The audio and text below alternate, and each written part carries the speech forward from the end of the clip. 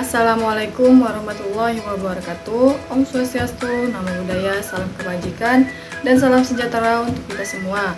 Tak lupa kita panjatkan puji dan syukur atas kehadiran Allah Subhanahu wa Ta'ala, karena berkat karunia-Nya lah kita dapat bertemu pada pertemuan kelas hari ini. Yang terhormat Bapak Diskoni SPD MPD dan Bapak Muhammad Akbar Budiman SPD MSI selaku dosen pengampu mata kuliah Ekonomi Pembangunan.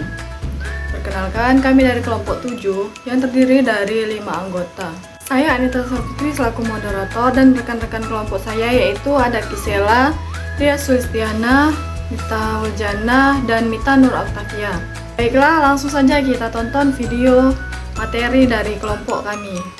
Yang pertama yaitu peran sektor keuangan dalam pembangunan.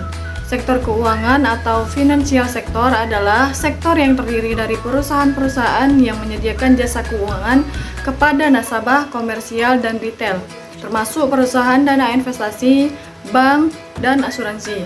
Sektor keuangan memiliki peran yang sangat strategis, terutama melalui fungsi intermediasi dan penyediaan dana, untuk mendorong pertumbuhan ekonomi Indonesia dalam beberapa dekade terakhir.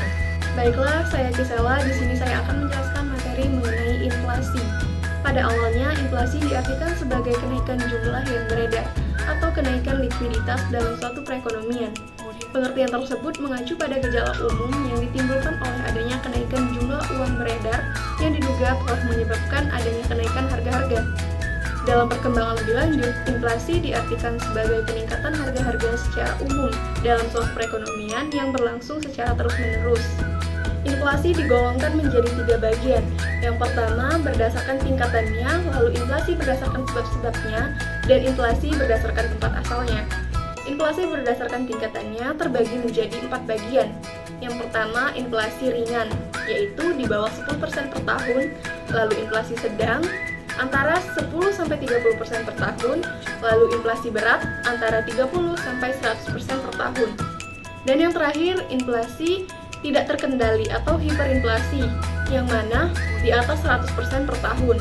Lalu yang kedua yaitu inflasi berdasarkan sebab-sebabnya, dibagi menjadi 2 bagian. Yang pertama, demand inflation, yaitu inflasi yang timbul karena tingginya permintaan masyarakat terhadap berbagai barang dan jasa. Lalu, cost inflation, yaitu inflasi yang timbul karena kenaikan biaya produksi. Penggolongan inflasi yang ketiga yaitu inflasi berdasarkan tempat asalnya. Ada inflasi domestic inflation, yaitu inflasi yang berdasar dari dalam negeri, terjadi karena defisit anggaran belanja yang dibiayai dengan cara mencetak uang baru dan gagalnya pasar yang berakibat pada harga bahan makanan menjadi mahal. Lalu, ada inflasi yang berasal dari luar negeri, yaitu import inflation. Inflasi dari luar negeri adalah inflasi yang timbul sebagai akibat dari kenaikan harga barang impor. Hal ini terjadi karena tingginya biaya produksi di luar negeri atau adanya kenaikan tarif impor barang. Materi selanjutnya yaitu mobilisasi keuangan. Mobilisasi tabungan adalah kegiatan menghimpun dana dari penabung atau pihak yang kelebihan dana seperti rumah tangga, individu, perusahaan, unit usaha masyarakat, pemerintah, dan lain-lain. Mobilisasi tabungan dapat membantu LKM atau lembaga keuangan mikro memperluas dan memperdalam jangkauan mereka.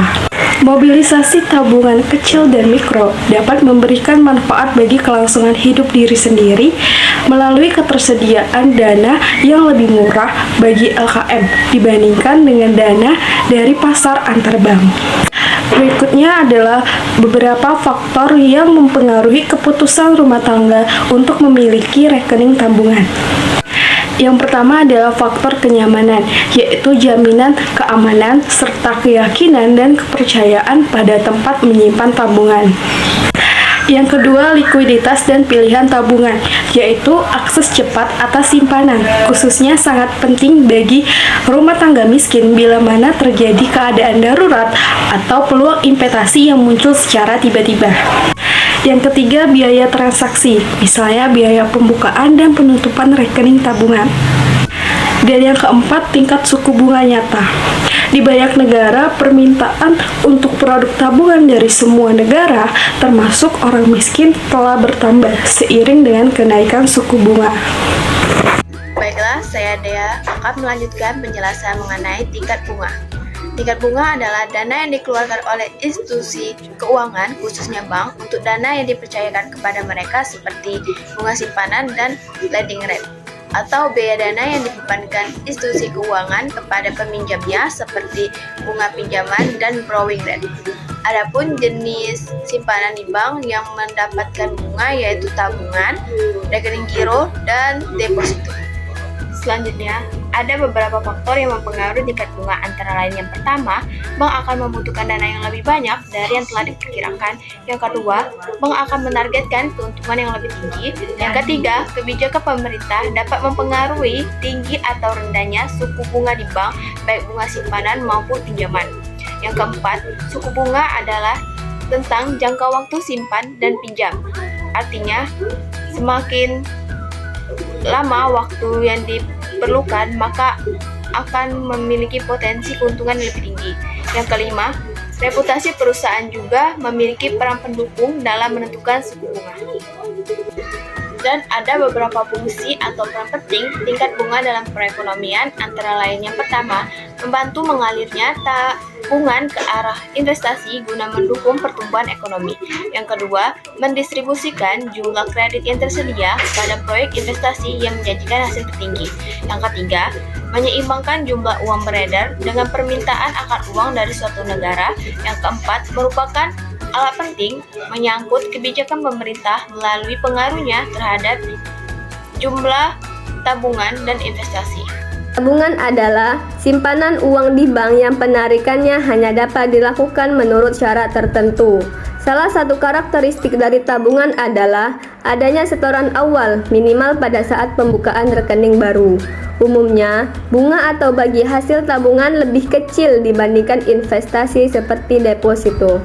Adapun jenis-jenis tabungan yang disediakan oleh bank, diantaranya adalah 1. Tabungan konvensional, kedua tabungan investasi, ketiga tabungan giro, keempat tabungan berjangka, kelima tabungan valuta asing, keenam tabungan bisnis, ketujuh tabungan pegawai, dan kedelapan tabungan anak.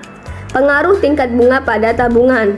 Tingkat suku bunga mempunyai pengaruh negatif dan tidak signifikan terhadap tabungan masyarakat. Artinya, apabila tingkat suku bunga tinggi, maka masyarakat akan mengurangi pengeluarannya untuk konsumsi guna menambah tabungan. Secara garis besar, pengaruh tingkat bunga terhadap pendataan tabungan yaitu 1. Saat tingkat bunga naik, pendapatan yang diperoleh dari tabungan akan meningkat. Kemudian yang kedua, saat tingkat bunga turun, pendapatan tabungan akan berkurang.